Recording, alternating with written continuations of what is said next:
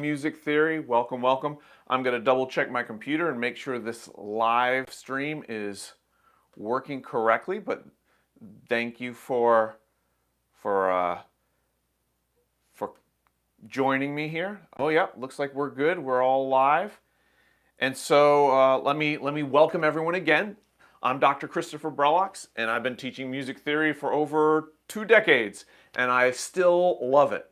And so I'm really glad that you're here looking to increase your knowledge, your understanding of music. And I had requests over the last couple months asking me to analyze some Ludwig van Beethoven. And far be it from me to not listen to what the audience wants. So that's what we're going to be talking about today. That's what we're going to start with. So what I normally like to do, and we're going to do that again today, is I start by talking about a specific topic or a question that has been posed to me either from an earlier chat from one of these live Q&As that I like to do, or through my Patreon page. Someone might ask me a question. And so I kind of keep a list of what people are interested in hearing about and what I can give you that's going to be valuable and useful to you. And so Beethoven, specifically his 7th Symphony, 2nd movement. So we're going to get started with that. Obviously, it's a whole symphonic movement, and I figure we'll just start with the initial theme and take a really close look at that, and then we'll see where that takes us. But after I talk for a little bit, I'm going to open it up. I'm going to look at the chat, and I'm going to see if there's any questions that any of you have, and it can be about anything. It could be about Beethoven. It could be about this analysis that we're going to do shortly. It could be about something that you're working on for your own arranging composition. It might be something that you're taking a music theory class in college, or you're preparing for some placement exams, and there's some question you've been trying to really wrap your head around. I'm here to answer those questions for you.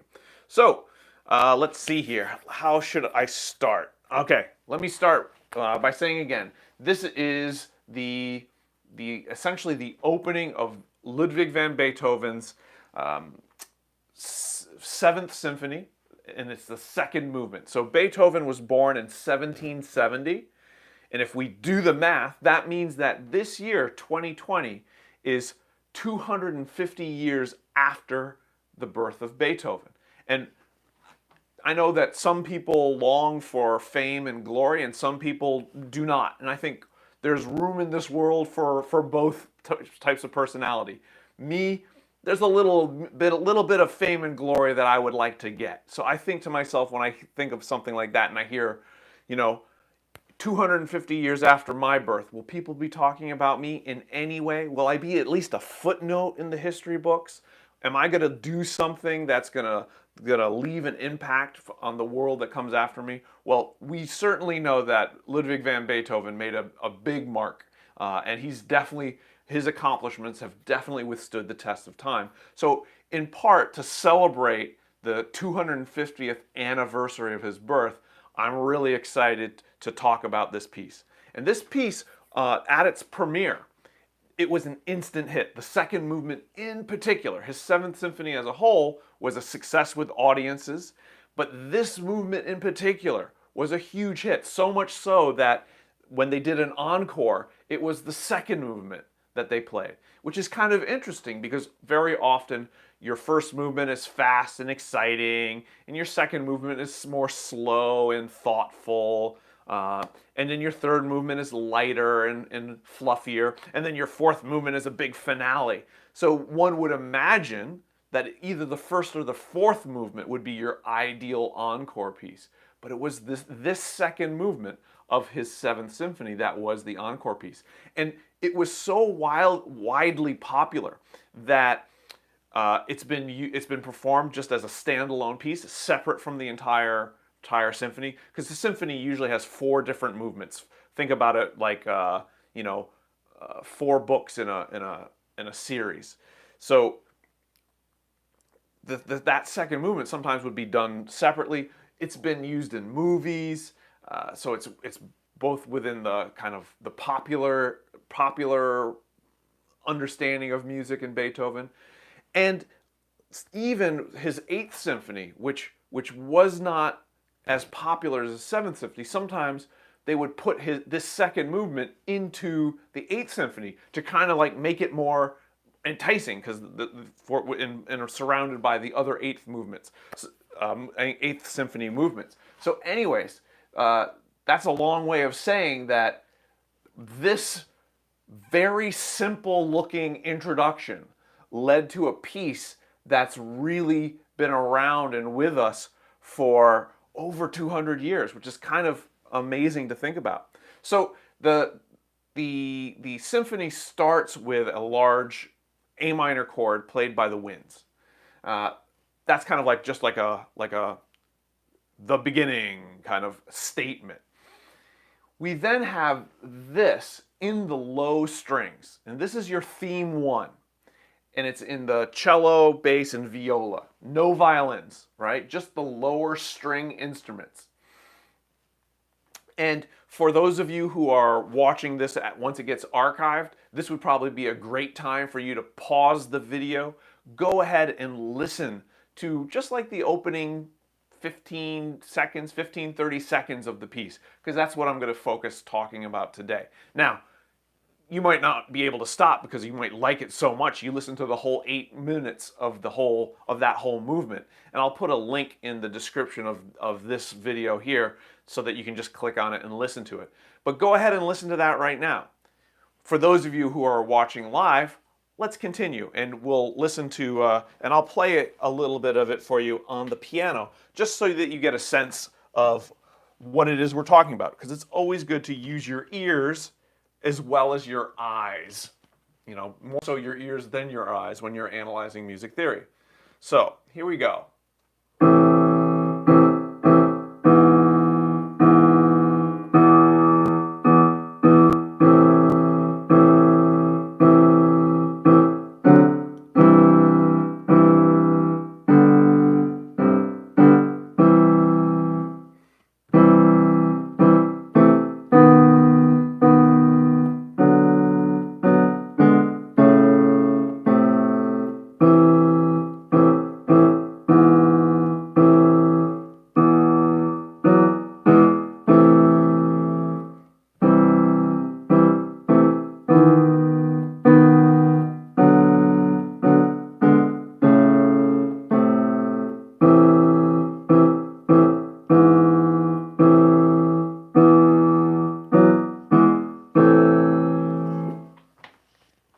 That's your initial statement of the theme, played in the low strings, cello, bass, viola.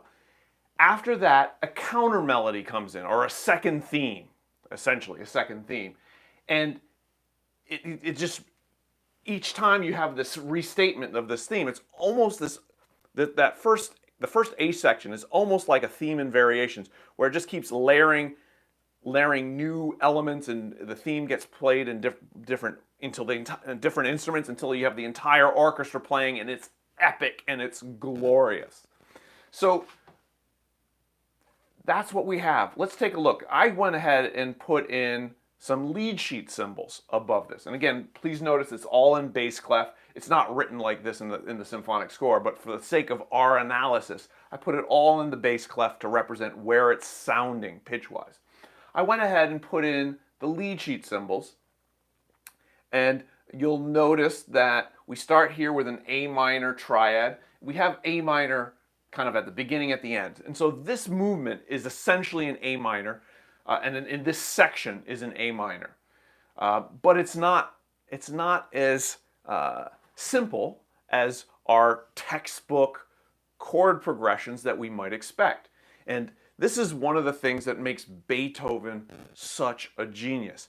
He gives the listener a unique combination of things that are entirely expected, so that there's a certain sense of we're invited in, we feel welcome, and a certain amount of the unexpected to keep us curious, to develop a sense of mystery, of suspense, and keep us really on the edge of our seats.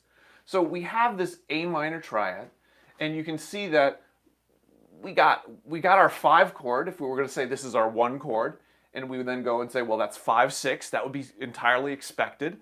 And some music theory uh, uh, professors will say that, you know, sometimes a Roman numeral analysis is not always warranted or insightful or helpful, that there's other theoretical ideas and principles involved.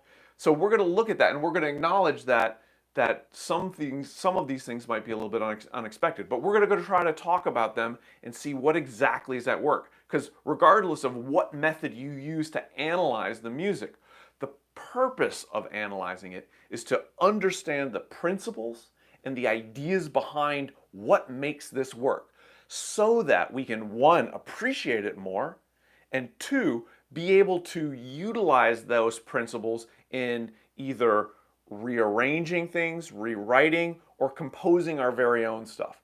We need to understand the principles, because inspiration will get us started. But it's really rare that inspiration will give you an entire symphony. Usually you're going to need some craftsmanship, some principles. Once that inspiration has kind of like run its course, you need to be able to finish that piece and make it hold together and make sense as a whole. So analyzing this music to understand the principles on why it works, why it sounds good, and then apply that. That's the real purpose of music theory. So if we just go straight, we have an A minor triad. We'll notice that E is in the soprano, not the root, okay? And when this first starts, what's really interesting is it doesn't sound like a melody or a theme. It sounds like just some backing chords. What's so awesome is that it turns into the theme and the melody later on. But because if we look, we have the E, E, E, E, E, E, E, E, E, E, E. That is not a melody, right? Like any good person, any good theory teacher will tell you that's not a good melody, right? But he kind of sets the stage with these chords, and then it kind of just mutates and just flowers, if you would, into something that's more melodic. And it doesn't really, it's very gradual, because we have this F sharp moving to G, and then we stay on a G for a long time. And it's not until really here, this second part, that it really starts to sound like a melody, where we actually have leaps and more traditional melodic shape. This is genius. The idea of having something start as harmonic chords that then slowly start to change a little bit and then slowly turn into a melody. It's a wonderful way to start this movement. So going back and looking harmonically, we see that we go from what essentially would be a one chord, and I'll go ahead and I'll put that in there. We can say A minor is our key, and that's very fair to say. We start with a one chord, and then we go to 5, 6. What comes next is really curious, and another example of Beethoven giving us something unexpected. We have just E, B, E. It's an incomplete chord. It's a chord with no third. So you might say, well, Dr. B, Beethoven misspelled the chord. Who is this guy? Right? Well, you know, I think sometimes it's fair to give someone like with Beethoven's reputation the benefit of the doubt and just at least entertain the possibility that he did it on purpose and that it actually works to achieve some kind of musical expressive goal. So what would that be, where we just move from our nice A minor triad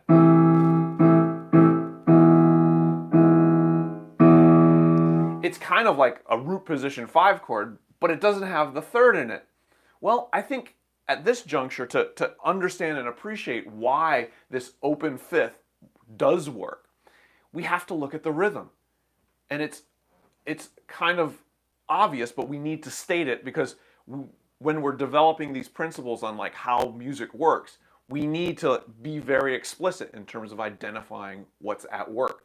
And when we're talking about music, melody, rhythm, harmony, or we could say pitch, rhythm, pitch in terms of horizontal, pitch in terms of vertical, and rhythm are really our very fundamental building blocks of music, after which we can start talking about timbre and dynamics and articulation. And I did not put in the articulation.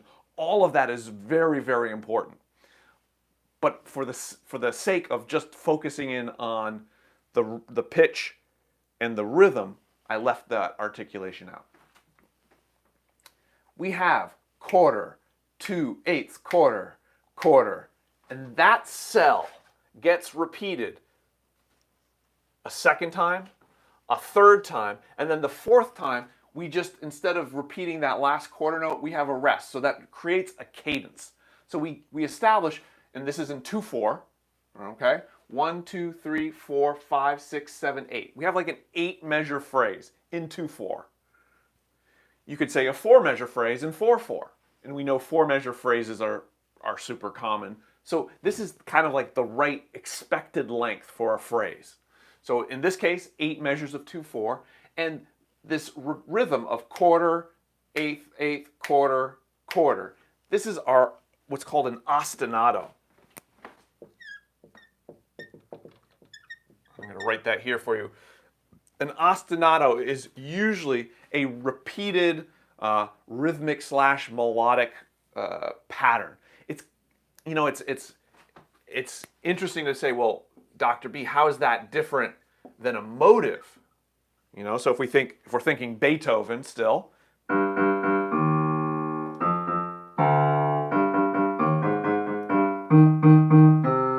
right? In that case, we got a bum bum bum bum, a 4-note motive, right? It's a repeated pattern that is then shifted into different pitch levels. It sometimes can be rhythmically and melodically, the melodic shape can be altered, but there's an idea of a motive. But that's different than an ostinato. This would be a great example of an ostinato. The ostinato is it's more complete. So in this case, the ostinato is both rhythmic and melodic, as is a motive, to be fair, but it's got the harmony in there as well. So it's kind of like everything together, and an ostinato is more strictly repeated. So a motive actually can have a little bit more variation and variety and development. So if we think about Beethoven's, it immediately changes what the pitches are, and then it goes back, and it starts speeding up rhythmically. So motives tend to be varied sooner and in a more significant way. Whereas an ostinato, it's got more music surrounding it. It's more like a complete musical package, and it's less varied, and it goes over a longer period of time with more repetition. So we have this ostinato rhythmically, and the fact that it's down low, I think it's also important to understand why that open fifth is so effective. Think about heavy metal, open fifths, like in popular music. There's a power to it. Think about medieval music from, let's say, the time of the Ars Antiqua, or even the Ars Nova, 13th, 14th century France. And we have these fifths. People, the composers are cadencing on that open fifth of root, 5, root. It's that power. It's like stone cathedral, stone monastery. So it's got that weightiness to it. When you have that open fifth, it gives it this very grounded, rooted, consonant sound. So that's why I put the asterisk there, because I can't really put a lead sheet symbol. I'm not using triads anymore. But it's worth noting that stands out, and it's something a little unexpected. Now, one of the things that is important when we're establishing the principles is what percentage of the music is expected and what percentage is unexpected.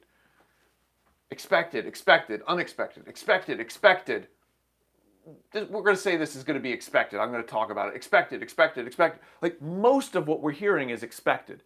And you just need to put in 1 or 2 little unexpected things, and it really makes things sound fresh. So that's kind of like a good tip for if you're composing, or even if you're analyzing something and you're like, oh, can't understand what's going on. If you're taking an exam, put a little asterisk and just say, I noticed that this is missing you just give a little explanation. I see that it's missing the fifth, but it does seem to have a similar dominant function, because it does go the 5 back to what would be a 1 chord. in A minor.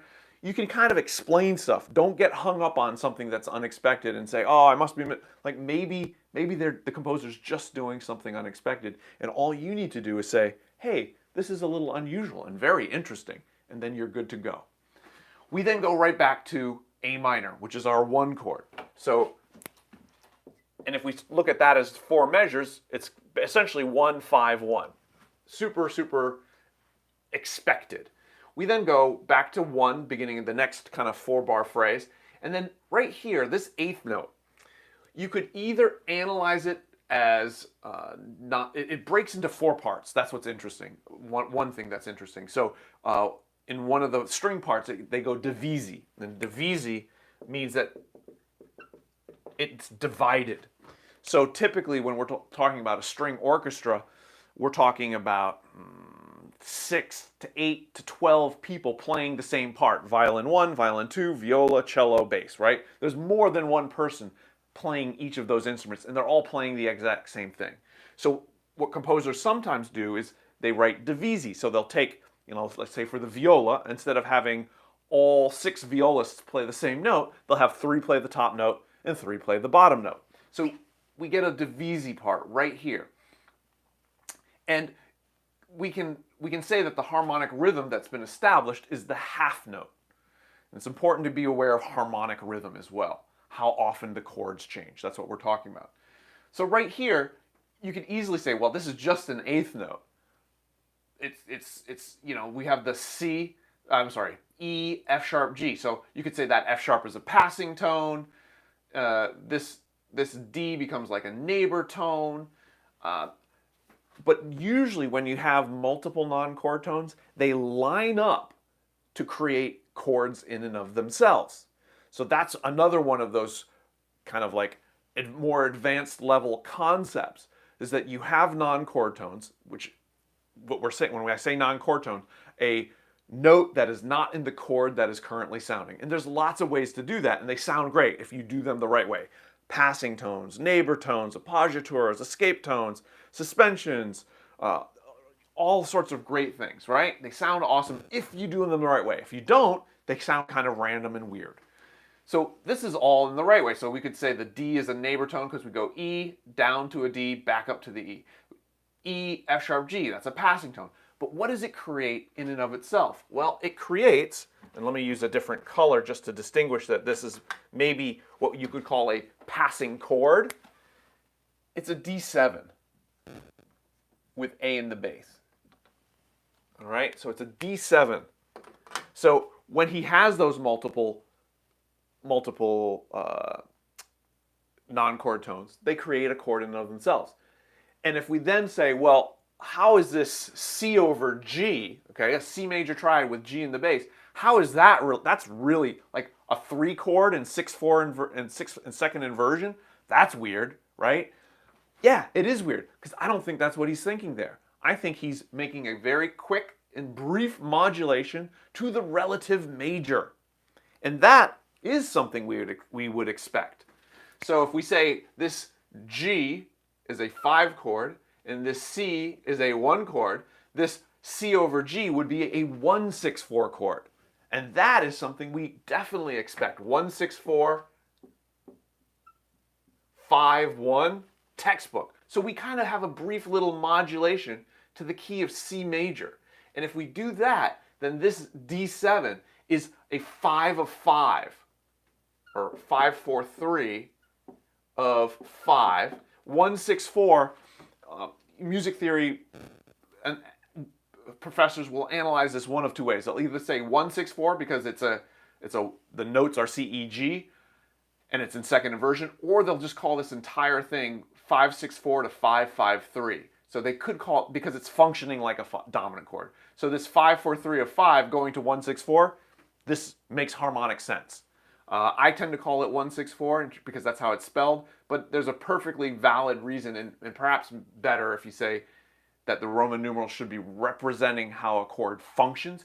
This chord functions as a 5 chord. This 1/6/4 really is functioning like a 5 chord. And so the reason they call it 5/6/4 is that if this is 5, you have the E is the 6 above the bass, the C is the 4 above the bass, and it's basically saying that they're like suspensions that are going to come down by step, and they do. Look, the C and the E go down to B and D, and they resolve into the 5. So we can essentially say that we've modulated to C there, and that's what that kind of passing chord, that D7 passing chord, that's what it's doing. Now, what happens next? Because that's the end of our first phrase. We then go and we have a C major triad. So, you know, we could say we're still in 1 here, but then we go to a B major triad. And B major triad is like, that's completely bizarre in both the key of A minor and the key of C major. Very strange, right? So what could be at work? Well, if we look ahead, and sometimes the best thing to do when you're analyzing something is look to where it's going and then kind of work backwards. We see that we get back to A minor here very clearly. So we can say we're getting back to 1. If we say B, and I'm going to erase this part down here, give ourselves a little room. In the key of A, if I see a B triad, I immediately think this is a 5 of 5. So in the key of A, whether it's A minor or A major, B, major triad, is a secondary dominant. It's 5 of 5. So if we say that we're here and still in the key of C, and then right here, I'm going to say we're headed back. We're headed back, and I'm actually going to say that I'm going to leave this alone in terms of whether it's A major or A minor. Because if we go here, the 5 of 5, we expect it to go to an E chord. It doesn't. It just turns from B major to B minor. So essentially it becomes a 2 chord in A major. Because if it was A minor, it would be B diminished. We don't have B diminished. It's more like A major. And we do get an A major triad right here, so we could call this 1. And then that 1 turns into the minor. So you could say that maybe there's a little bit of mode mixture right here. And we could say that right here, this 2, and then what moves to a G sharp diminished over B, which we could say is 7 diminished 6 in our key of A, right? And that could be in either, that G sharp diminished over B could be either in A minor or A major. But if we say this right here is a little bit of mode mixture, really this B minor triad and this A major triad, these are the really 2 chords I'm talking about as being mode mixed, meaning instead of the sonority I would expect in A minor, I'm getting the sonority I would expect in A major. And this is, again, another, Beethoven being, on it, and the reason we're talking about him 250 years after his birth is the whole next section after this theme is expanded upon and developed is going to go to A major for a large section. So he kind of like foreshadows that, right? So that's one of the things, this sense of surprise, and it should have been that way. That's a really unique blend emotionally where you're surprised, but then you think about it and you're like, but yeah, I see it. And that's kind of what Beethoven does, and he sets up this entire other section that's coming, 4 minutes down the road. He sets it up by giving us a little hint of A major, so it's not something that's completely random. It's been foreshadowed. So we then say, I'm going to say A minor here, and I'm going to say this is mode mixture, and then we're back here in we're back, and this is very similar to how we started, where we have the 5-6, but instead of repeating the 5-6 chord like it did here, 5-6, 5-6, beat 1 and 2, it goes 5-6 back to 1 immediately. Then we have our open 5th, like we had before, and then this F sharp is definitely a non-chord tone, and then it gets the G sharp, so you get an E major triad, which kind of reinforces what I was saying earlier, that this is really, even though this EBE doesn't have the 3rd, it's functioning like a 5 chord, and he finally gives it to you right here on this and of 2, right here before it cadences on 1, and we really get what's functioning. It functions as a 5. So I'm comfortable with saying putting the 5 right here as well. And just saying, we know it's a 5th, a 5 chord, but he left out the 3rd. He left it out here. He left it out here, and then he finally gives it to us here, and we get the cadence. So like at the last minute, he confirms what we kind of suspected. And then this last little part repeats itself, and this is the real melodic part of it, where you're actually hearing the melody. So that's pretty good stuff. Let's take a listen to it again. Now that we've talked about it so much, and we've analyzed it, and we've examined it from a harmonic standpoint and a rhythmic standpoint, and rhythmically we're just identifying that we have this ostinato, and then both times when we get to the 8th measure, we put a quarter rest to give it a cadence, a little pause, and then we restart with the same ostinato. If you want to look at other pieces that have an ostinato, Maurice Ravel's Bolero is a famous one. But let's listen to this, since we just analyzed it.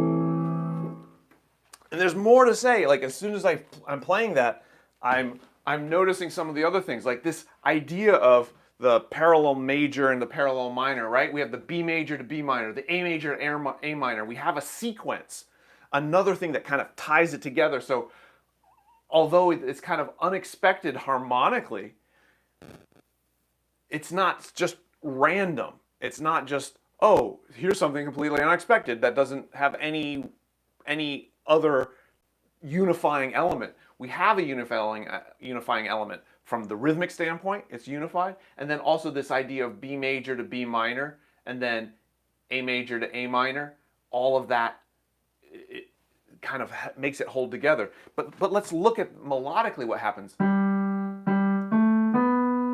Sequence, sorry. Right, so we get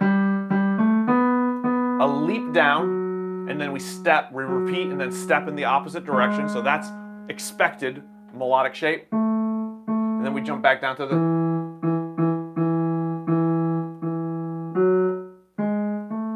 with a very clear, like, sol, la, ti, do, clear cadential formula right there.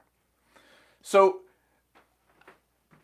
I hope this kind of gets gets your interest peaked, and you go ahead and you listen to some more of it, because then it comes in this beautiful, more legato flowing melody after that. So something very different than all of this, but this keeps going, and they keep adding different layers on, and this theme is what we have underpinning the whole movement.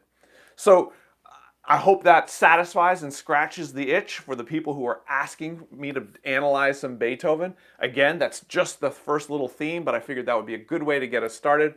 I'm going to go ahead and take a look here at the chat, see if we have some questions here, and some observations would be great. All right, so hey Caleb, and thanks for joining me again. Tanish, good to see you. Glad you could be with us again. Love from Nepal. All right, love right back to you. Hello from Turkey. Well, great, I love it. I'm the GOAT. I'm not sure what that means, but I think it's a compliment. I'm going to take it as a compliment.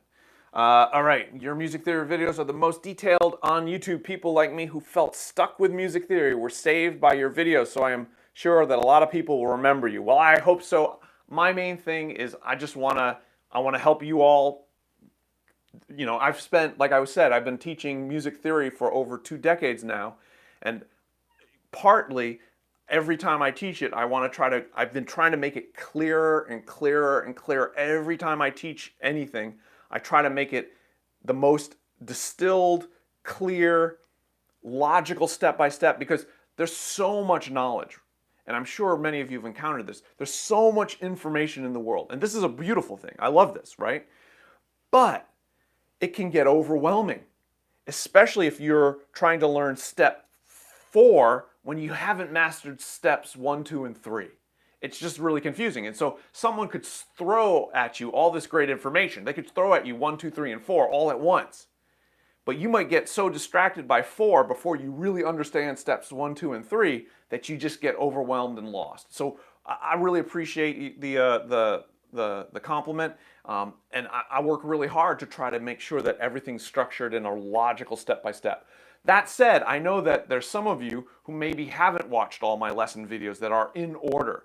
So when I'm doing these Q&As, these are not built in terms of advancing complexity.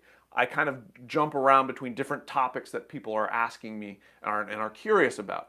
So if you haven't watched all the lesson videos that are in order, lesson 1, 2, 3, 4, 5, 6, all the way up into 30, 40, however how far I go, you should do that to make sure that there's no holes in your music theory understanding. So if you're listening to this and you're thinking, oh, I understand some of what he's saying, but not all of it, that means you got a hole in your music theory. And you're going to want to go back and look at some of those lesson videos. And I was pretty diligent putting in descriptions underneath it where it says like what's covered. So if you read through that description and you say, I really don't know what that is, you can actually just click on the time code of exactly when I start talking about that subject matter. So thanks, Tanish. Yes, I came through a video called Non-Chord Tones, understood all of it. Oh, excellent. So non-chord tones. Oh, that reminds me, right here. These non-chord tones right here are kind of cool. Right here on the G major, right? We just kind of like lower neighbor in thirds and then step back up. Again, when we're looking at these harmonies, and you might say, oh, these harmonies, they're so simple. Blah, blah, blah. How do we make it interesting? It's so boring. Well, no, it's not boring. This is how you spice up a simple harmony. You start off with the G major triad. You then have the outside voices stay, and the 2 inner voices move down, and you get this crunchy harmony, right? So it, right? That's really neat. And if we just mess around with that, I could hear a whole pop song with this kind of like sus2, sus4 type of thing. And that's kind of what studying this music should also do. It should be a source of inspiration where you see Beethoven do something for a split second and you think to yourself, I wonder if I were to like really just build that out and really emphasize it more with those 2 lower neighbors that then resolve up. I wonder if I could make more of that and create something that's a little bit different. This is really part of the goal, is to understand this wonderful history of amazing music and then see, well, what could be taken a step further. We got in functional harmony, how did we come up with chord charts preferences? Is it because of the harmonic series, interval, consonance, and dissonance, or because classical composers use these patterns? It's primarily the first. It's more having to do with the harmonic series, the overtone series, is how we come up with these expected harmonic motion. If we look at the overtone series, and it's worth talking about more than once because it's so fundamental to this question. If we have, let's say, an A, the next note that vibrates, right? So this is the note that you hear. We all listen. We hear an A. We don't necessarily perceive it, but vibrating along with it is another A, an octave above it. And so this is what's called our fundamental.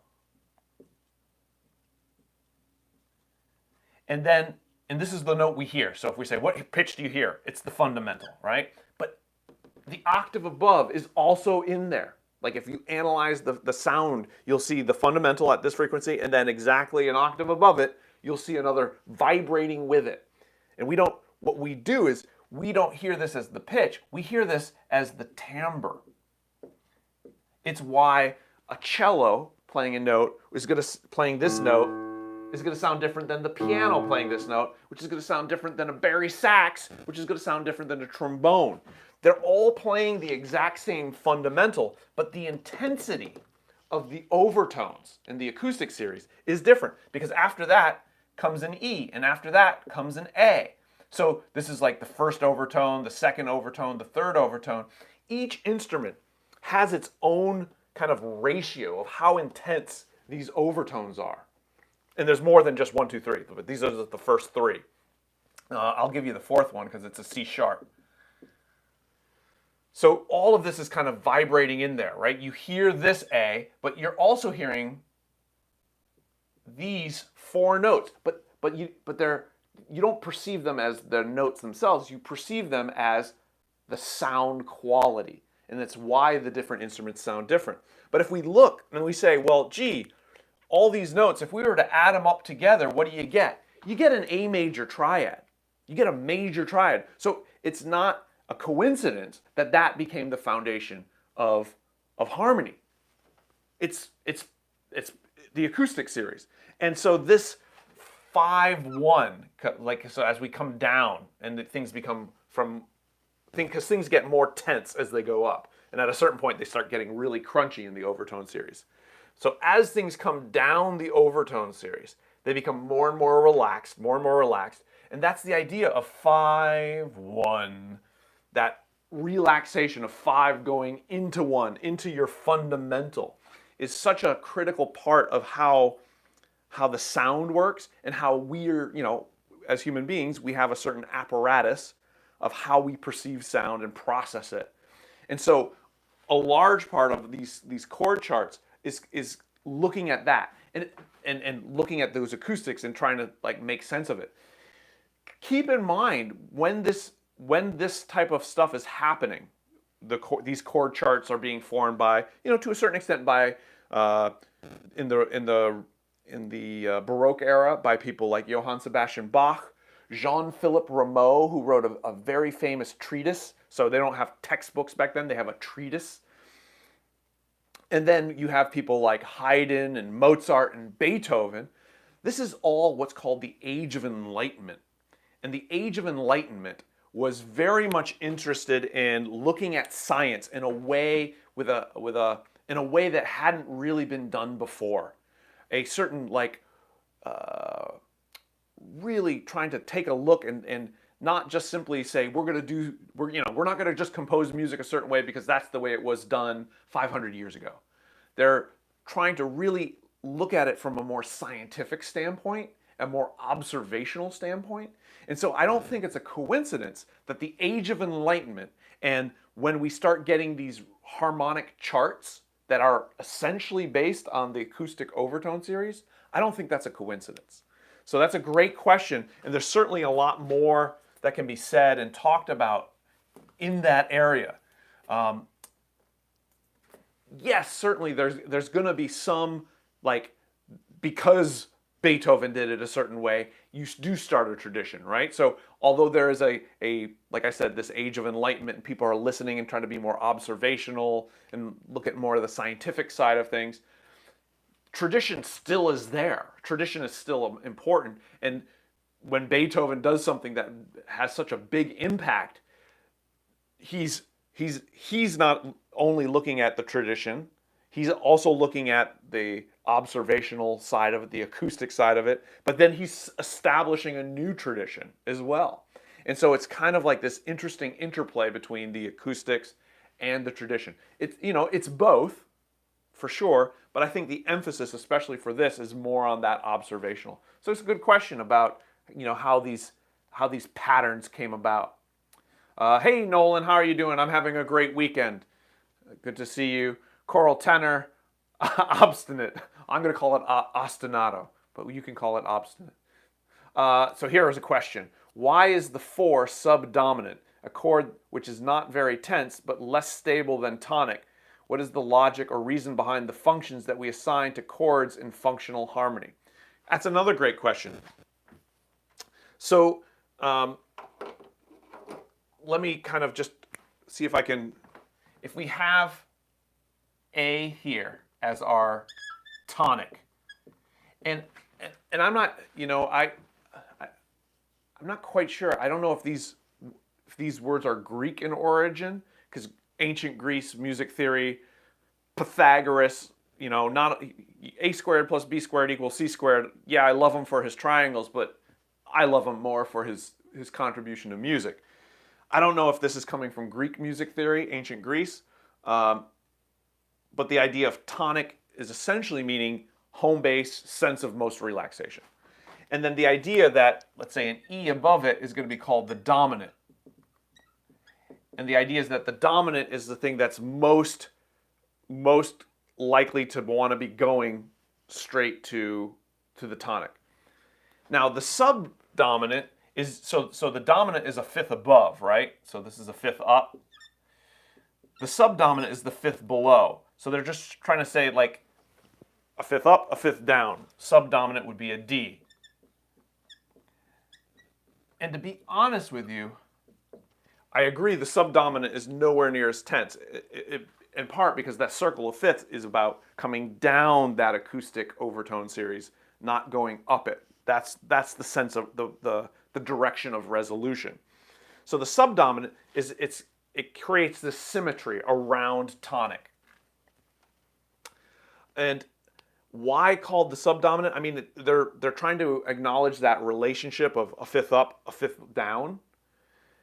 Other than that, to be honest, I'm not quite sure. I would imagine there's more to it, and I'm not quite sure what it is. That would be a wonderful thing to research. Who knows if Google can help you find the answer to that. But to give you at least a general reason on why it's called that is that the subdominant is the fifth below. And so when we have the mediant, so mediant in the middle, the mediant is halfway in between the tonic, not exactly halfway, but approximately halfway in between the tonic and the dominant.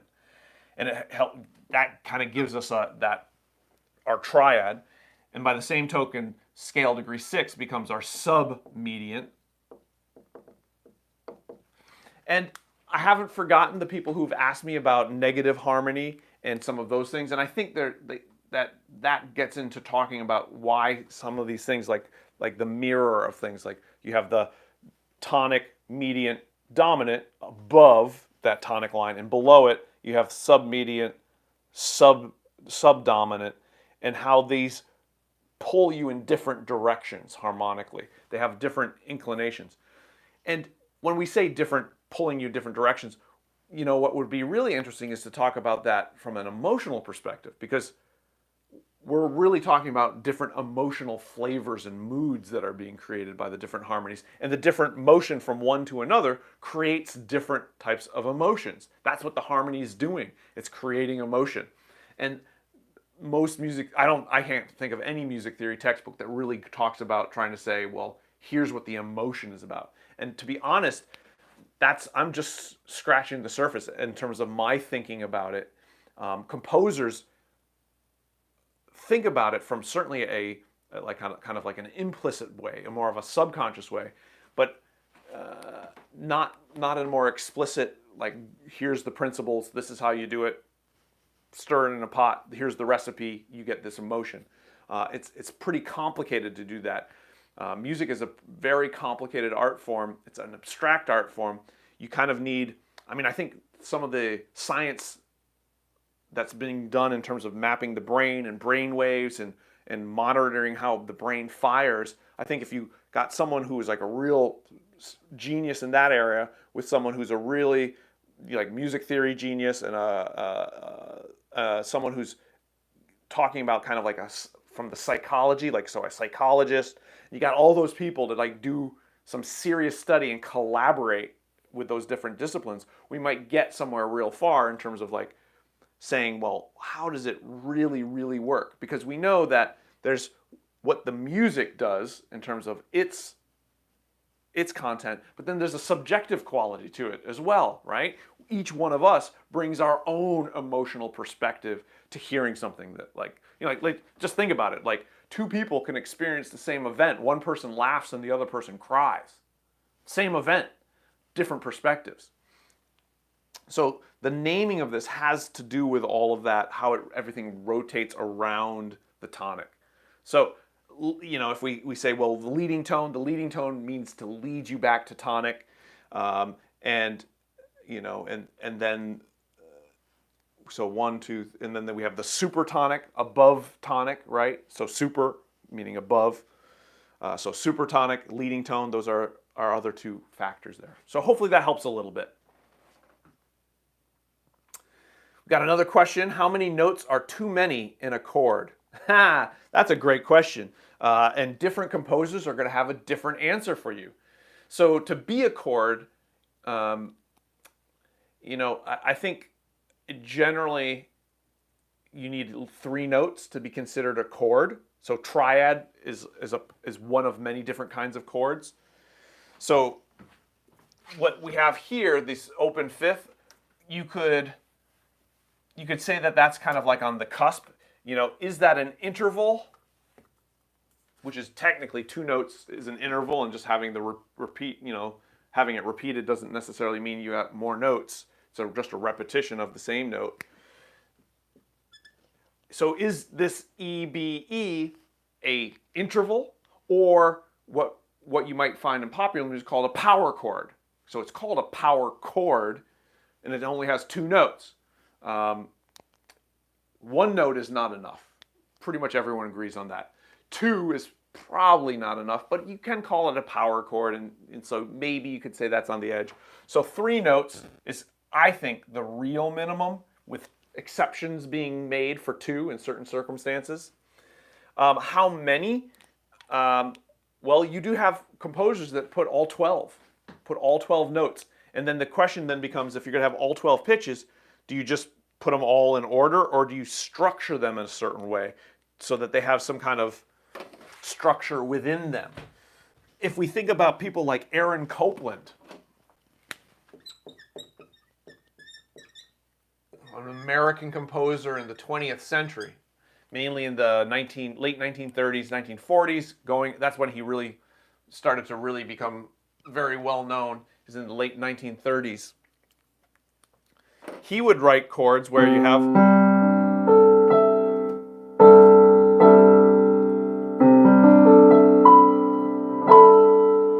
so you might have 1, 2, 3, 4, 5, 6.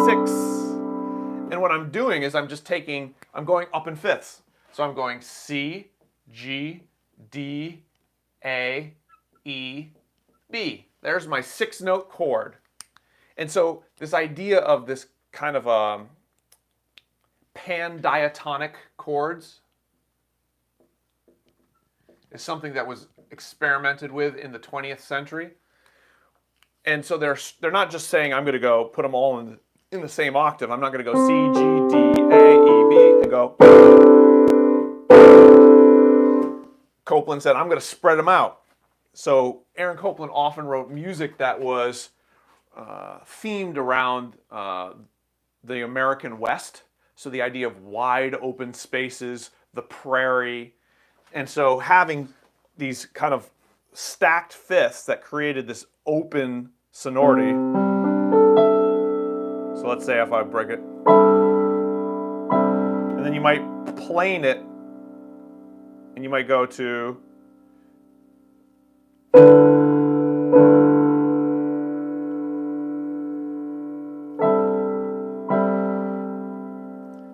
and you have this sense of openness and expansiveness, and you got 6-note chords. So, you know, there's certainly ways you can have more than just a triad. So 3, a triad, is kind of our most basic chord. Then we have 4-note chords, often 7th chords. They're called 7th chords, so like a major, major 7, major, minor 7. Then you have chords with upper structures.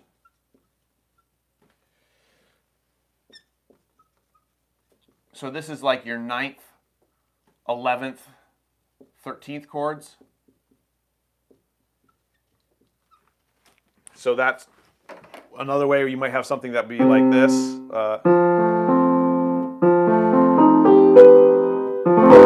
And my keyboard is rattling a little bit, so I apologize. And you might spread it out a little bit to let it breathe some. So you might do something like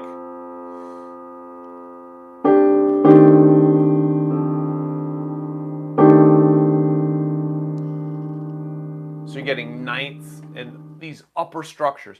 What's interesting here is these are all what's called tertial harmonies, which means stacked in thirds. So we're going, you know, every other line or space. So if we start here on a G, we're going G, up a third, up a third, up a third, up a third, up a third. So we go root, third, fifth, seventh, 9, 11, 13. And after that, you're done, because that's it. That's as high as you can go. So you could say that there's a 7-note chord right there, just stacking your thirds. And let's say we do it, in honor of Beethoven here, we do it as a minor. So 1, 3, 5, 7, 9, 11, and let's make it a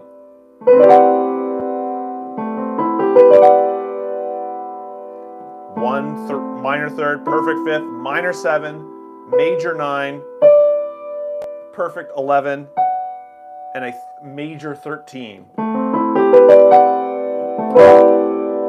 So tertial harmony, we got 1, 2, 3, 4, 5, 6, 7. Every note in a scale, essentially, right? A 7-note scale. But that tertial harmony is not the only way we can do it. As I just kind of pointed out here with Copeland, sometimes you can structure it in fifths. Now my hands are not big enough to keep going, but you could, right? You could get all 12. You could get all 12 pitches by stacking fifths. If you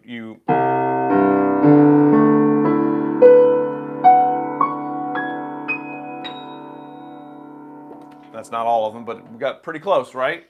So there's not necessarily a limit in terms of how many notes can be in a chord. A chord, at its basic, is a collection of 3 or more pitches heard simultaneously. Let me say that again. A chord, at its core, as its fundamental, is 3 or more pitches heard simultaneously. And so those chords could be clusters, where you have something like, where emotionally we're talking about tension or anxiety or something like that. Or they could be something that's spread out more, and there could be a large number of pitches within that, or there could be a small number. So there's no specific rule there. It's more of like, how are you going to use it? What emotion are you going for? And can you use it effectively? Those are going to be the questions you need to ask. But that's a good question right there for me. All right.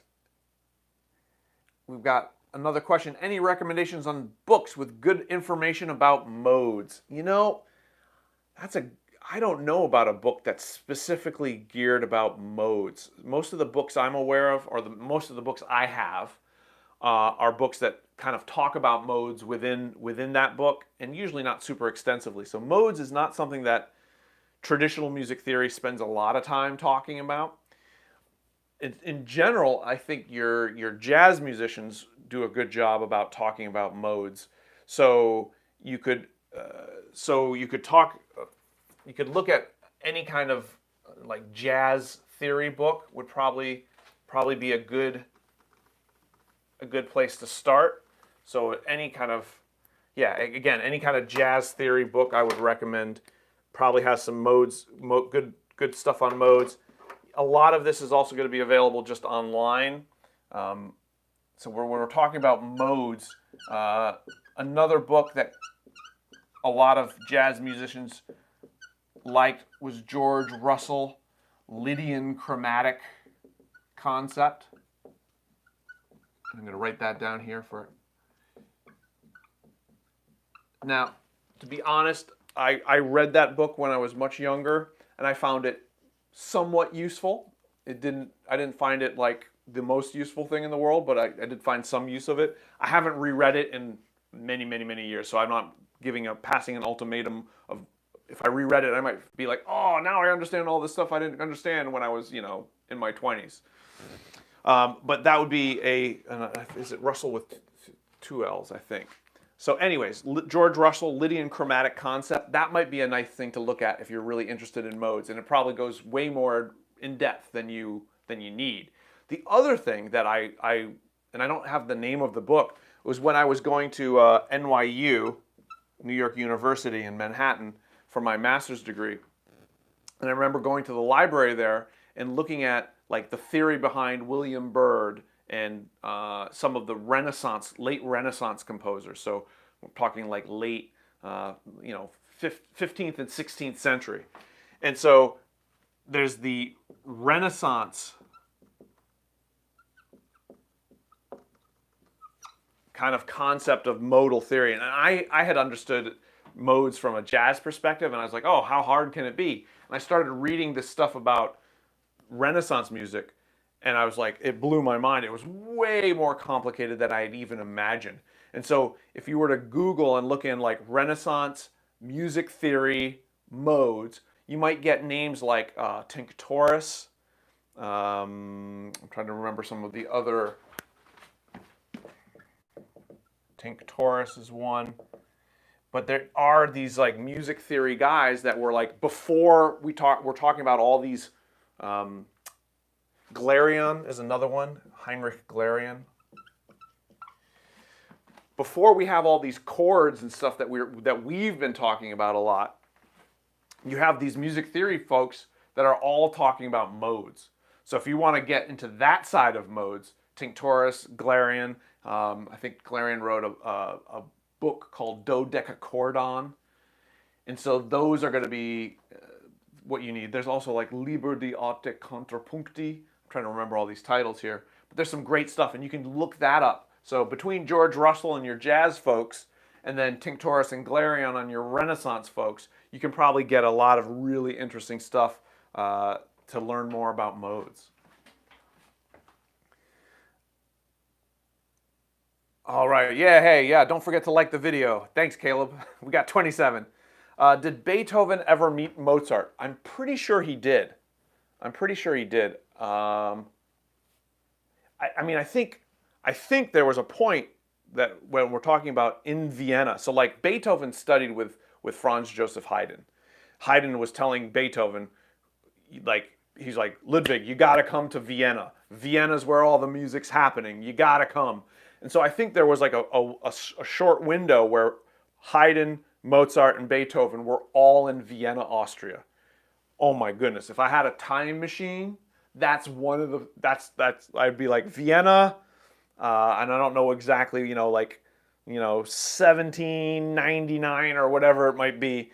I would look it up, and that's where I would go in my time machine. Because could you imagine, like those three giants all together, and the conversations that might have been had when they're talking about music, and what other things were they talking about? Non-music things. So, anyways, yeah, I'm pretty sure he did, but don't hold me 100% to that one. Thank you. So, David, yes, they did. Beethoven met Mozart in 1787. All right, Beethoven only stayed there a month. Mozart was aware of Beethoven's life in Bonn. He invited Beethoven to play for him at his house. Yeah, thank you, David. Thanks for looking that up. Pranav, in a cadential 6/4, is it likely to have parallel fifths, which we can't really correct? No, and it isn't likely. Cadential 6/4. So I'm gonna go ahead and it always hurts me to erase this because I put it up here, and I kind of feel like in that movie Beautiful Mind, where he's like writing on the glass and the mathematician. I get my sense of this is something important. But anyways, it's time for new knowledge and new information, so it's got to go. So I'm going to just erase that side. So Pranav is asking about a cadential 6/4. So what that means, and I'm going to go ahead and just put some staves up here so that it's easy for us to kind of talk exactly. So there are times where it is really easy to have parallel fifths, and it's really hard to avoid them, and you got to be careful. One of the most obvious one is when you have root position triads going up a step. So one chord going to a two chord. That is a prime place to have some parallel fifths. Or a four chord going to a five chord. When I correct music theory papers, I often find parallel fifths and parallel octaves when you have root position triads going up a step. The trick is that when the bass goes up a step, all the upper voices go down to the next note they can, whether it's a step or a small leap. But let's talk about the cadential 6/4 and kind of look at, see like where are our pitfalls. So let's stay in C major. We're going to go to 1-6-4, 5, 1. 1-6-4 means that we have, and I'll put the G down here. I'm going to go ahead and put the other G right here, and then I'm going to put a D here and a B here. So that's my voicing for my 1-6-4 chord. I'm sorry, that's not my 1-6-4 chord at all. That's my 5 chord. Let me try that again.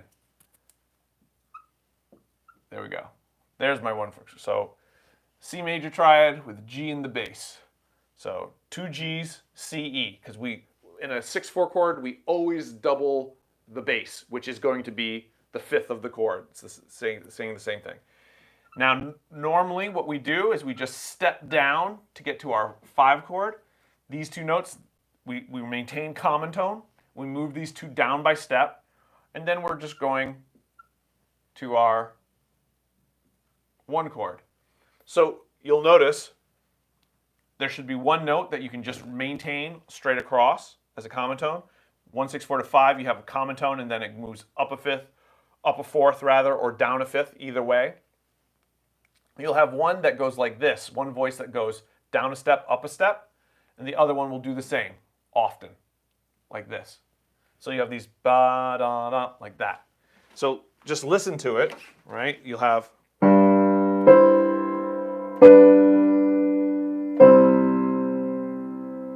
And it's really hard to have any parallel 5ths in that. Now, could you do it? Could you mess it up? I'm sure you could. If you don't have the correct doubling, that could create some problems.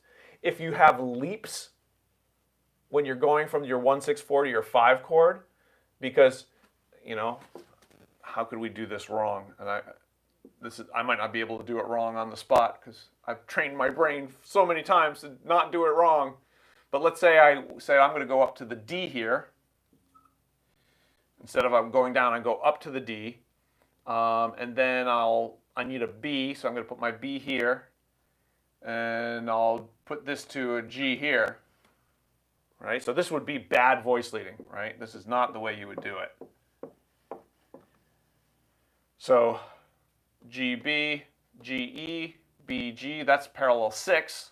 That doesn't create GC, BD. That doesn't. So I still don't get parallel 5ths even when I do the voice leading wrong. So there might be a way to do it wrong where you get the parallel 5ths, but it's not going to be easy. And maybe it's easier when you're going from the 5 chord to the 1 chord. How could we do this? So G, D. I mean, we could just move that. Like, so if I say, well, the problem is with a 1-6-4 chord is that there's no interval of a 5th in it, right? There's a 6 above the bass and there's a 4th above the bass. So it's really hard to get parallel 5ths. It's like, I don't think it might be impossible. I would have to say, yeah, you couldn't do it. You could do it between the 5 chord and the 1 chord, right? Because I could go here, G, D, and I could go C, G. So I don't know why I didn't think about this. By definition, a 1-6-4 chord has no 5th. There's no interval of a 5th between any of the voices. So this is not a 5th, this is not a 5th, this is not a 5th, this is not a 5th, this is not a 5th. Can't have parallel 5ths. So there you go. Hopefully that answers that and makes that clear for you all. Good, good. All right. Music is all about movement. Yeah, voice leading is so important. Now, I'm going to beg to differ just a little bit. It's not all about movement. There's other things. But if we're using in the colloquial sense all about movement, yes.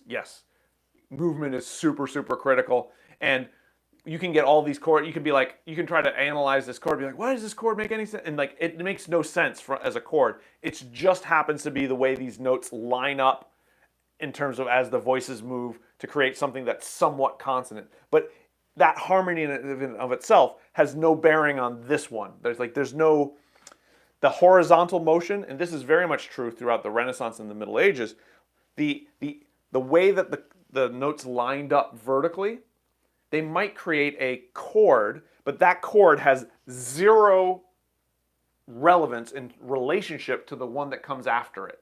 It just is what we call incidental harmony, where it just happens to line up to create something that sounds consonant, but it doesn't have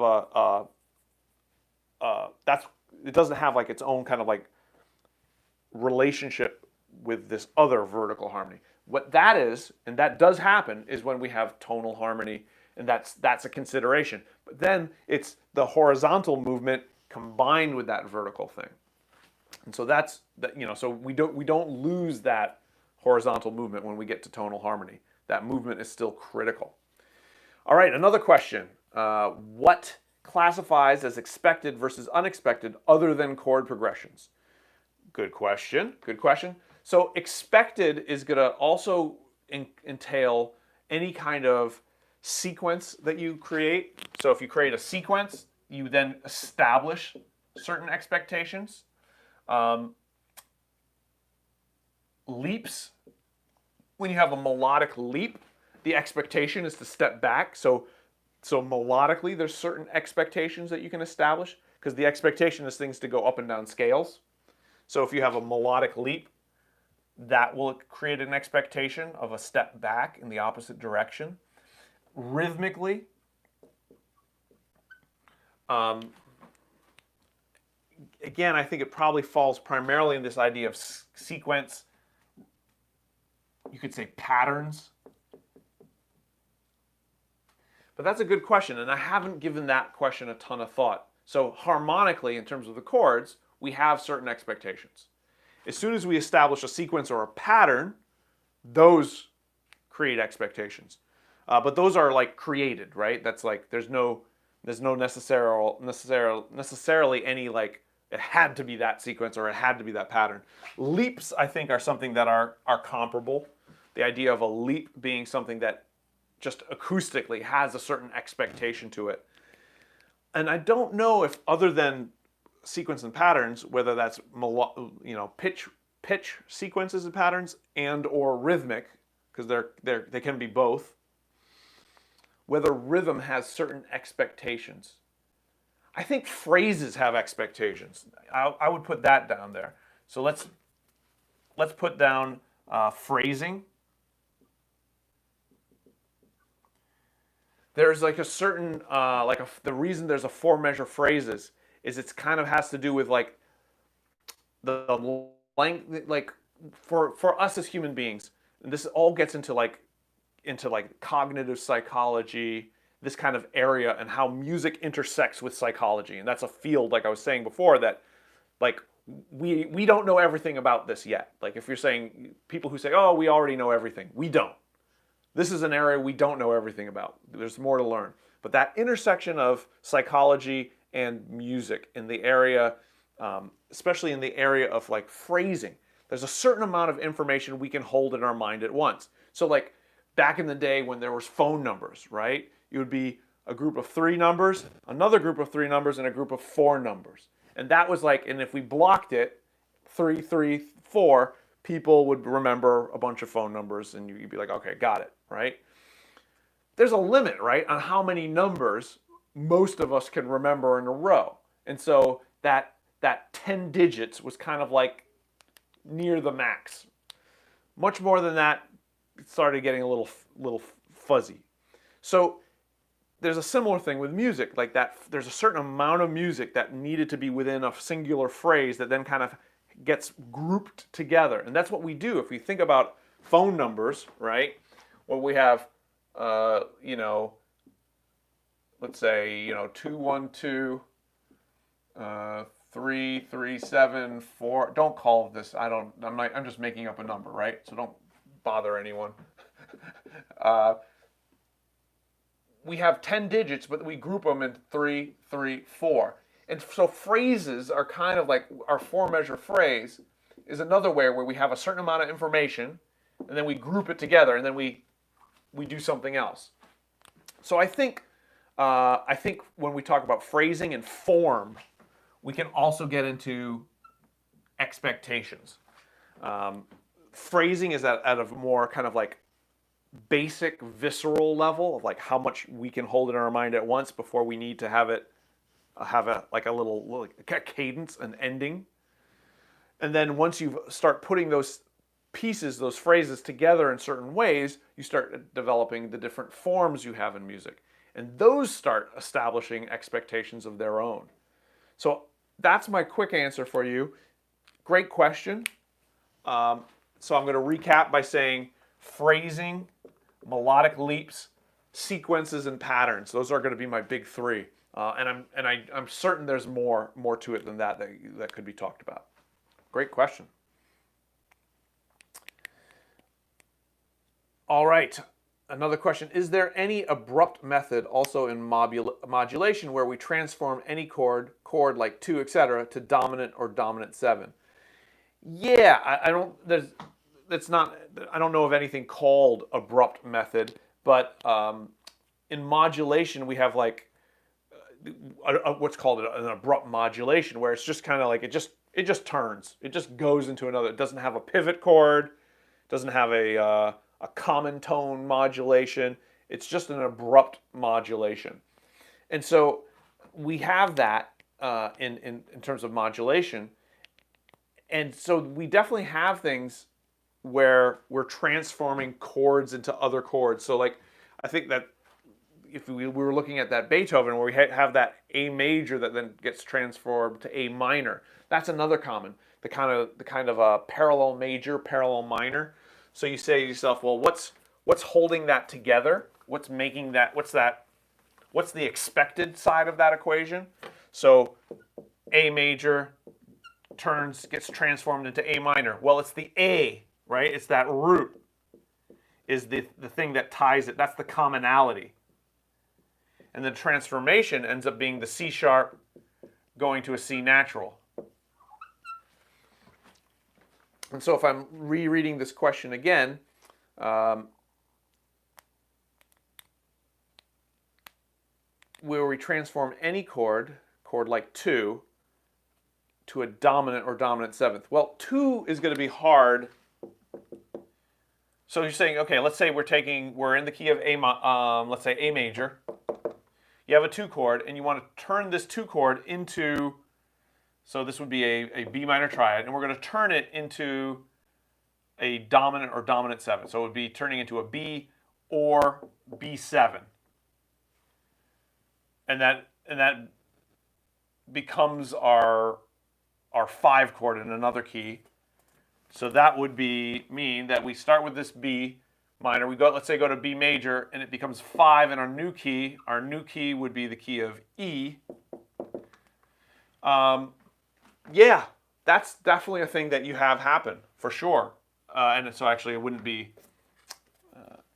like that. It's 5 here. It doesn't really exist in A major, but the B major becomes the 5 in the key of E major. And yeah, that transformation of a chord, just changing the sonority from, let's say, B minor to B major, and then it becomes a chord, like a new chord. Yeah, that definitely happens. It works well. It's kind of like this nice surprising thing, but the root is what holds it together. So if we're going,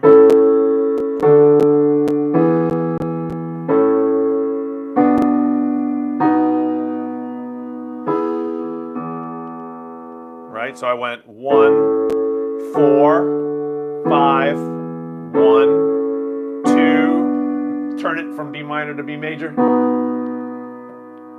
then make that go to the E major in my 1 chord, and now.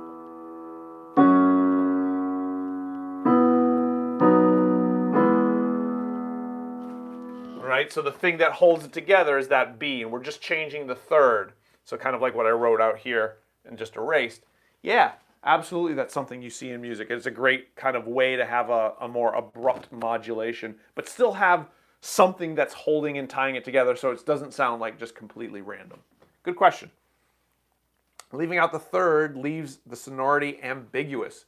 Absolutely. Going back to talking about the Beethoven, when you leave out the 3rd, is it major or is it minor? You get this kind of, again, the idea of mystery or especially when you combine it with that rhythm of dum, dum, dum, dum, dum. It's kind of like this something's coming, this like, or sneaking, especially since it starts off so soft. And so you have that ambiguity in terms of sonority that reinforces that kind of, that sneaking or somewhat mysterious rhythmic ostinato. Yeah, usually it's gonna be worth noting that there's more than one thing that's reinforcing the mood, that's creating the mood. There's gonna be a rhythmic aspect, there's gonna be a harmonic aspect, a melodic, maybe an orchestrational aspect, register in terms of having it low or high in pitch. A lot of things come together to create the emotion you're getting. Hello from Mexico. Well, thank you very much. Thanks for joining us. We got here a French student in musicology. Thanks for the lessons. I got ahead of the classes and didn't drown in information. Oh, excellent. That's it, right? It's so easy to drown in information. There's so much stuff, so that if you get it all at once or out of sequence, it can be super confusing. So I'm glad that things have been helpful. Hey, Andrew Norris. Glad that you were able to say hello. Miss you. I hope someday to visit Croatia, Slovenia, not Slovenia, Croatia. So visit Croatia again, and hang out and have a meal with you. All right. So I got another one. When you switch to C major and use the secondary dominant, why is it 5-4-3 of 5? There isn't a B in there. And why is the root A when it's in second inversion? The F sharp should be in the bass. Okay, this is going back to the Beethoven. So let me just put that chord on the board and let me explain it. Explain what was going on there. So let's analyze that again. So the chord in question was A in the bass, followed by C, followed by D, followed by F sharp. So this was our chord. And then I said that we were going to, I was going to analyze this in the key of C. Am I looking at the right one? Maybe I'm not looking at the right part. When you switch to C major and use the secondary dominant, why is it? Okay, yeah. So let me explain that. So 1-6-4, 5, 1. So this is a D7 with A in the bass, and then it went to a C major triad with G in the bass, to a G major triad, to a C major triad. And if I'm analyzing this all in the key of C major, 5 is G, D is 5 of 5, and D, F sharp, A, so this is root, third is in the soprano, the fifth is in the bass, and the seventh is right there. So when the fifth is in the bass, that means second inversion, which is 4-3. So what that means is, if we look at it, the A to C, that's a third above the bass, A to D, that's a 4 above the bass, and A to F sharp is a 6 above the bass. So 6-4-3 is the figured bass, and that's where it comes from. The abbreviation for seventh chords is to just leave out the 6 and just use the 4-3. So 6-4-3 is the complete figured bass. 4-3 is the normal abbreviation. So I think I did that correctly. Let me look at the questioning and the reasoning. Why is 5-4-3 of 5? There isn't a B in there, and there shouldn't be. There shouldn't be a B in there because G, B, D is our 5 chord, and if we say, well, what's the 5 of G? That would be D, F sharp, A, C. We build it off of the 5th of that chord. So there shouldn't be a B. And why is the root A? The root isn't A when it's in second. The root isn't A. The 5th is the A, which is why we have 4-3. So I think there was a little bit of a confusion in terms of how that spelling works. So I'll keep scrolling down, and if I didn't answer that sufficiently, you can type another question in the chat.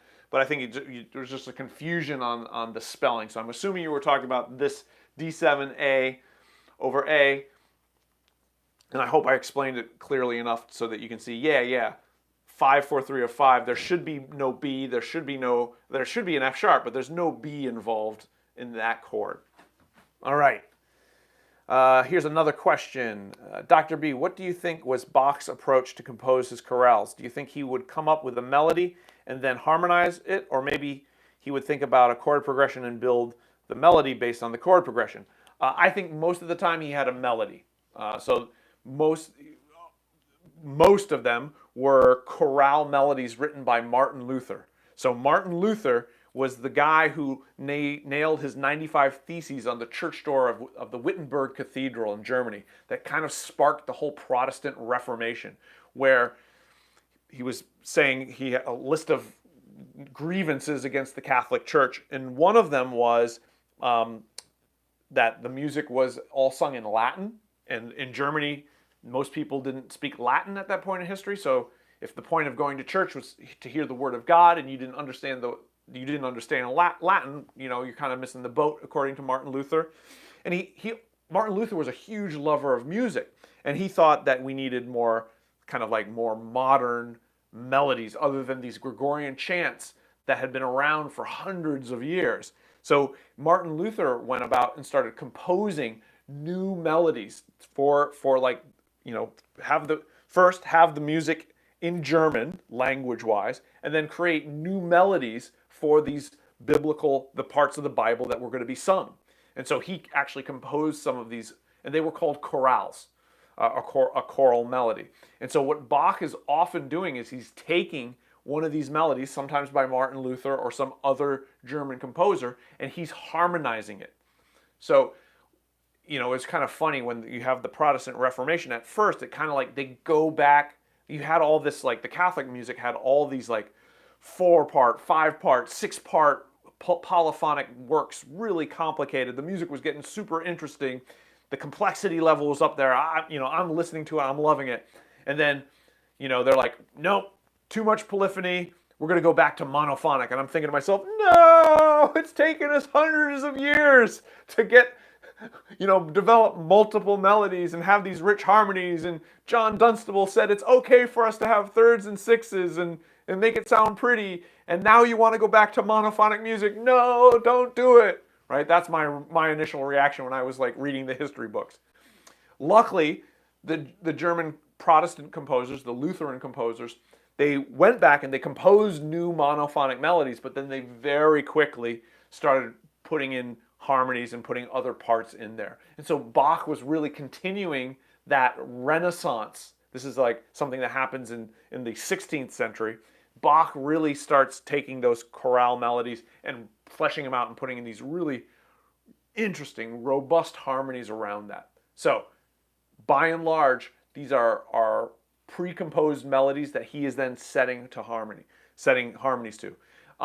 I'm sure there's time where he's creating his own melodies and creating then the harmonies with it. But I'm guessing that the overwhelming majority of the time the melody comes first and then the harmonies. Or, to probably even be more accurate, they come together, right? When we're talking about someone of the level of Johann Sebastian Bach, he's probably hearing a melody and that he's hearing the implications of what that melody, what harmonies could be around that. And so he's hearing the implied harmonies. And so he's probably hearing at least a certain extent, if not all of it, as everything. He's just imagining it. Now, this is not to say that he was some super, super, super ultra human genius. He made mistakes and he did revisions. So there's the story of him going to visit Frederick the Great, who was the employer of one of his sons. And Frederick the Great was an aristocrat who loved music and said, I heard you're a great improviser. Here, improvise something on the spot on this theme I'm giving you right now.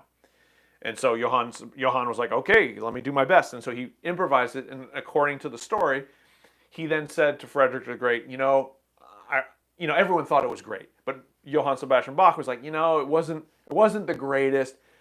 Can I please go home and rework it, and then I'm going to make you a version of the theme you wanted, but at the level that I think it deserves.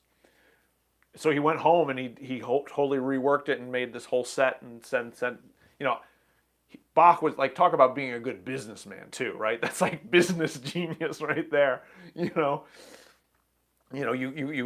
So the point of that story was that even Bach, even if he imagined some of it all at once, he then would go back and rework things, and he would probably be he might modify the melody, he might more likely modify the harmonies that are supporting it.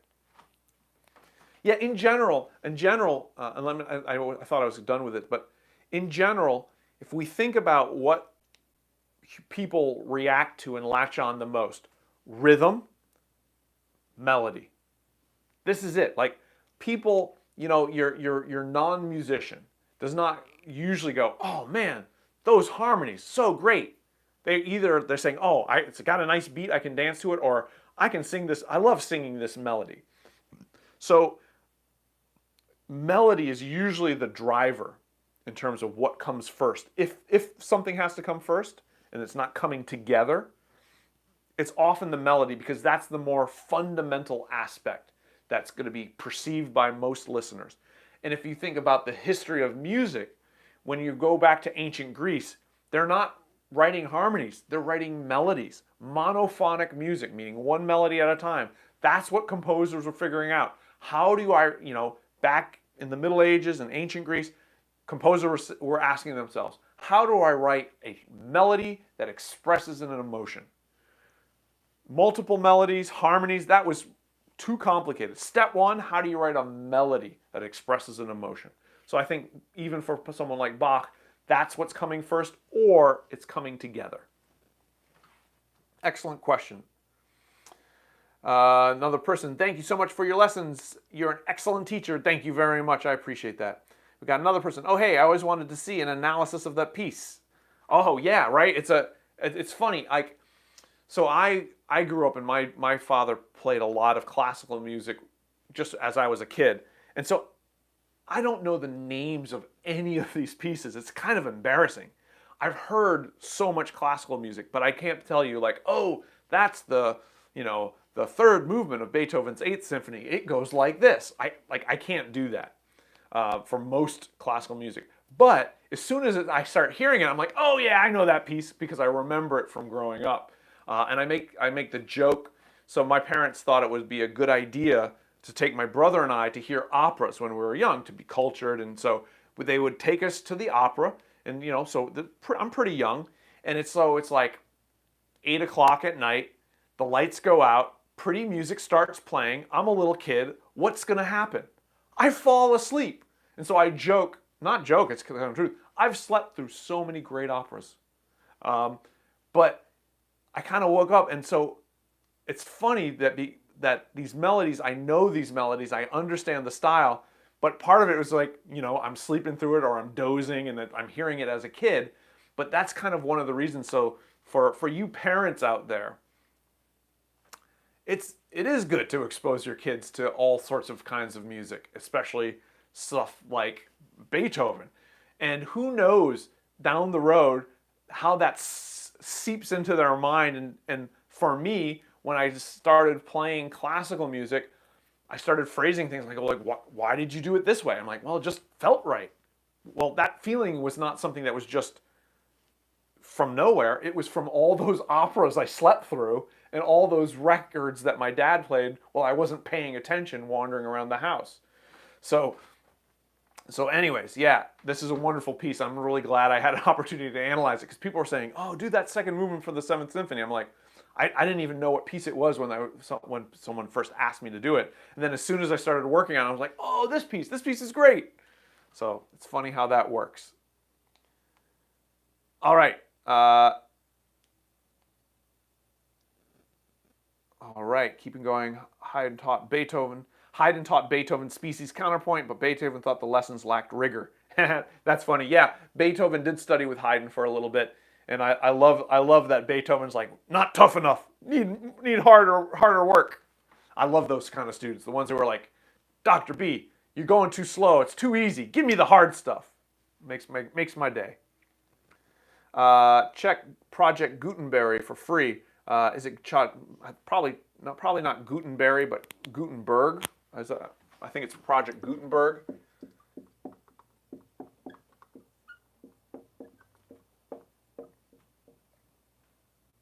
Probably not that, Andrew. Maybe. I could be wrong. It's possible. It's happened once or twice before.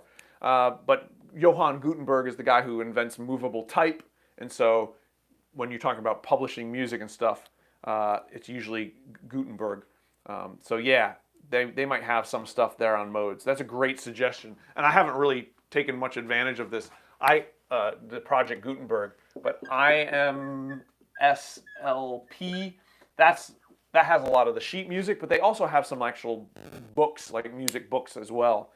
I mean, we live in a great day and age where there's so much knowledge that you can get. You know, you just kind of like some of you have already said, there's like information overload is the problem we face now. It's not lack of information. It's like getting to the quality information and getting to it in the right order so that it becomes understandable. That's the challenge of today. But yeah, great. Project Gutenberg is probably a great one for us. Was Beethoven actually black? I don't think so. He was born in Germany, and certainly if you look at the paintings of him and in even the sculptures, I think he was Caucasian. All right. Let's see.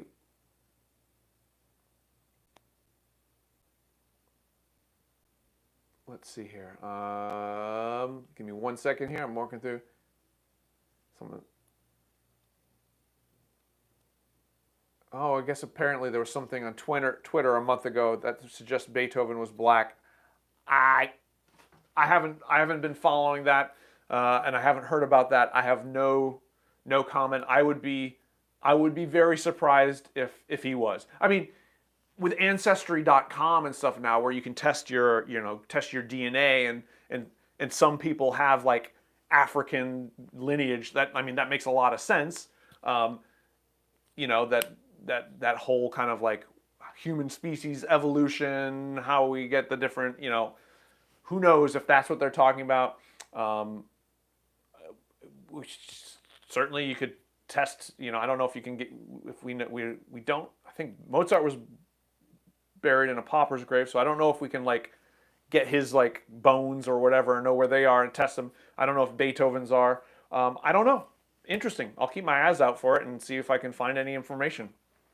Thanks for the compliment, Suruk. Okay, thank you. How many hours per day do you recommend to be a good player? Guitar, piano, knowing scales, modes, world music. So 3 hours a day. That's like, if you want to be a performer, that's your basis. 3 hours a day on your instrument, practicing. That does not include other things like some of the music theory, listening to other people, because you need to listen. Like, if you're to become a good performer, and the question is, let me read the question again, because this is a great question. How many hours per day do you recommend to be a good player? I'm talking for a guitar or piano, knowing the scales, modes, world music. So if you want to be a performer, 3 hours minimum per day. And that's on the instrument, practicing scales, modes, getting your technique, getting all the muscular things. And I recommend you go for perfection. Speed, don't worry about speed. Speed will come. You need to go for perfection. You need to make sure that every muscle, like a musician